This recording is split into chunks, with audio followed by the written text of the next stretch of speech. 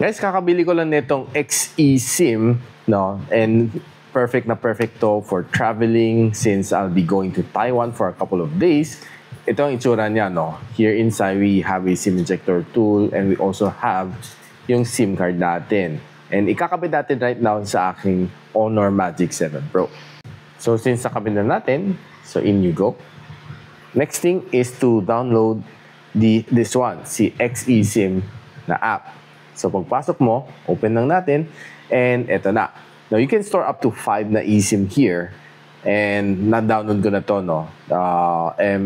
Bumili na ako ng data from Joytel na 20 gigs worth na data for 10 days, and I'll be enjoying this one together with my family, and I'll be posting more videos kung kamusta naman yung performance nito, and yeah, just stay tuned, and don't forget to follow para makita na yung experience ko with the XE SIM and itong Joytel na data. So, I'll see you around after a couple of days.